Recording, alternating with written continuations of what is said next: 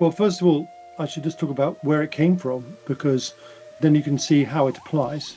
And it was really the genesis of thought after 9/11 when I asked myself a very simple question. Was that an accident, or was it actually a failure of the American immune system that portend of the beginning of its decline? And I didn't know how to answer that initially because a lot of my work in markets is based on price-based models, and there's just not enough price information to look at 500 years of Western history in a continuum of markets. So I decided to take the basic psychology of how systems rise and fall, and I created this 5-stage psychology model, and I use wars as the clocks of empire. And so what I found was it became a fractal for human self-organization. It was about how systems expanded, self-organized, manifested the right leadership. They all wanted to expand whatever philosophy they had, and they basically went out and fought with their neighbors. If they had the right USPs, they won. They had lots of right-brained and lateral people driving the process. They then became a monopoly and paid back all their debt. And then they started to have a power shift between the more lateral thinkers and the more conventional, institutionalized people that built institutions of empire.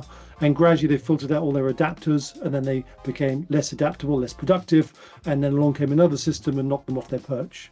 Now, the other side of that fractal is our lives.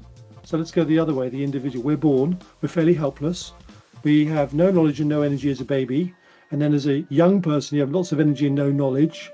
So what you do is you copy and assimilate, and you essentially look at the world around you. You then have a little civil war against your parents to check whether or not their values are adapted to the world, and you break out and become separate. And then once you do that, you're ready for the expansionary phase, which is taking risks, like establishing yourself, trying things, pushing. They include what you do at work. They include your partner choices. They include the rise of your family. And you reach a stage, hopefully, when you get to maturity where you're established, those functions are established and sustainable. You become much more tolerant, funny enough, at that phase of your life, because you're no longer elbowing the world out of the way to get to where you want to go. And then slowly you think you've established, and people look at you, you are established in whichever field you want to be. And then slowly you stop adapting, and that's when you start to fall off the cliff and death awaits you. So there's the other fractal. And now I look at a business in between, is exactly the same. You have a group of people, they probably start it, they're adaptive, they're lateral, they do amazing things to start off. They get bigger and bigger. If you take Apple, then they have a battle between, the lateralizing agents that build things and the institutionalizing agents that want to maintain it and take something and manage it because they couldn't create it, but they could think they can do that. But the power struggles. Often the lateral people are rejected at that stage. Then the danger is they stop adapting and have to bring lateral people back, or they collapse. So it's entirely a fractal in the middle of empires, nations, and individuals, and it applies like that. Well, I think history is the ultimate arbiter of this. And so what's intriguing is my opinion actually happens to coincide with the answer I'm going to give you. But our answer is, in the expansionary phases of empires, there are particular types of people the system manifests, and they manifest into leadership. And that leadership is political, it's military predominantly, and it can be industrial and industrial innovator, creative. So let's look at them. They are all very lateral individuals because they're thinking on the periphery of human awareness and thought. So I've done a huge study of the profile of lateral people and how they evolve, and they actually are not as accepted in their societies in the early stages.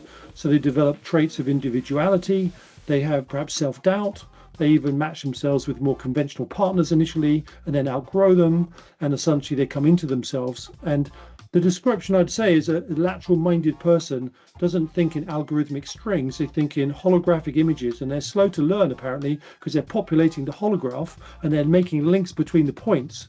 And so later in life, suddenly there are enough points and data to make incredible perceptions and judgments, but early on there's not enough, and you have to get through an institutional learning process. So they tend to be of that ilk, and so I would say lateral, but they've also got other qualities. Because lateral people also can have, not everyone because there's a spectrum, but they have qualities of empathy. And I think it comes from the original hunter-gatherer leadership genes of the tribal chief.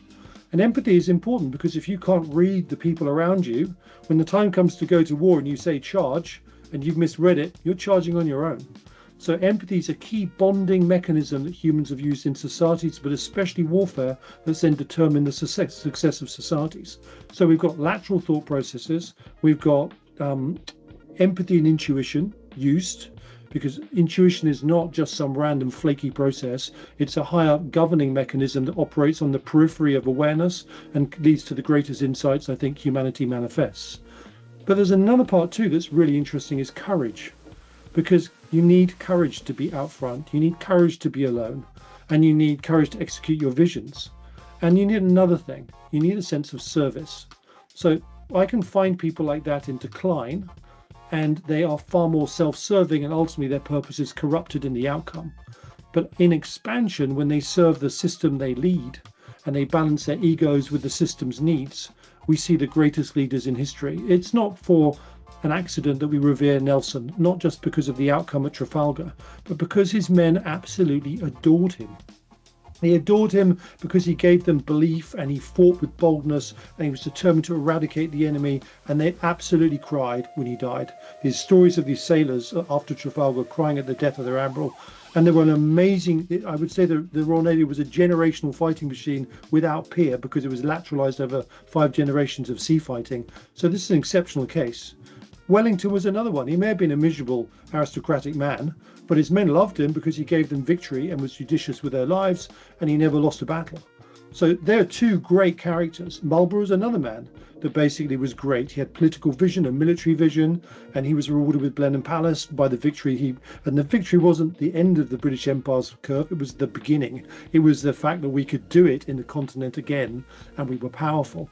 So these are our great characters that we remember in the military context. But there are also people with great humility and leaders. And we think of Gandhi as a man that basically expressed the greatest parts of humanity. And I think he would probably have similar hallmarks, manifest in a different way, in different medium, but exactly the same.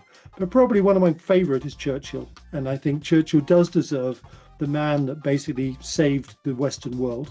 Because if Britain had been saved, Europe would have fallen under the Nazi thumb, and it could have been very different, indeed, even for America. And what I love about him is all sorts of qualities. A very lateral man. You can tell that by his early rebellion and dynamics. He was obviously born of the upper classes of power, so he was walking those corridors, but he thought differently about things, which is typically lateral. And he was also really courageous. So when the Dardanelles disaster in Gallipoli failed, and I would argue it wasn't really his fault, it was the admirals and the generals on site that failed, not his strategy to basically outflank the Turks was brilliant. He took the blame, and any other politician would say, I'm going home. And what did he do? He said, I'm going to the front. I want a battalion to command, or he thought a brigade. And he spent nearly 6 months in the front line taking inordinate risks. 32 times he walked into no man's land and came out. His men loved him, and his courage was legendary.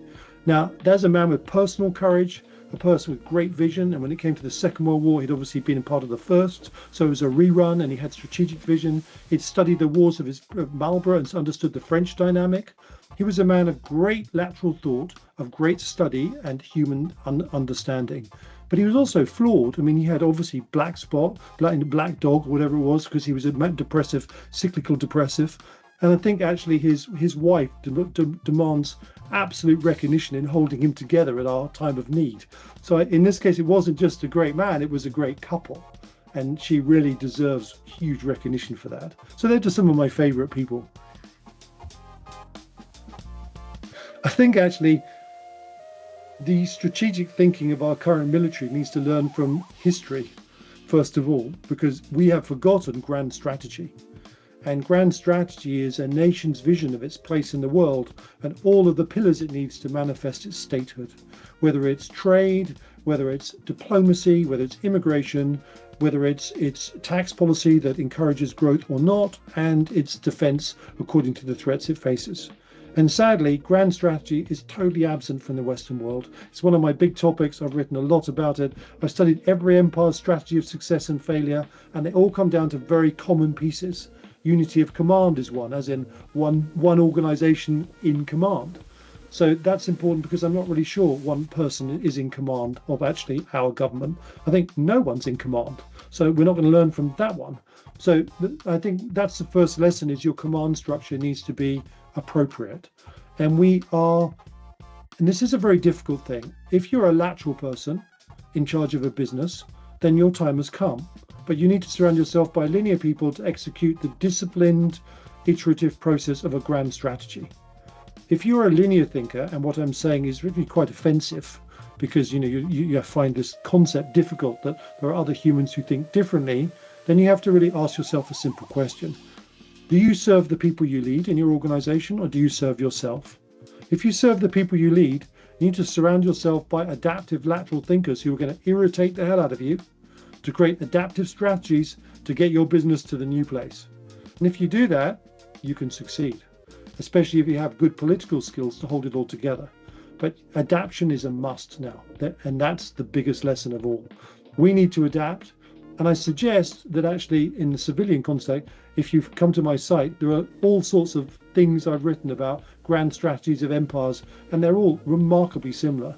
And I wrote one about the grand strategy that Britain should be executing now. And from that, it would give you an awful lot of indications as to basically what you would do within your piece of that as a business in the UK or anywhere in the world. Well, first of all, I would ask them to try not to hold on to their initial adrenal response when they go from dissonance, if they come with a sense of dissonance, to being exposed to reality. And my first phase of this process is to say, wake up, this is how we got here, this is our reality. But my real message is once we do that, we can start adapting. We can start finding better ways. We can re-dynamize our country. We can face it towards the threats we face, and we can do it coherently and together. And in that mindset, we have the best chance of success and survival.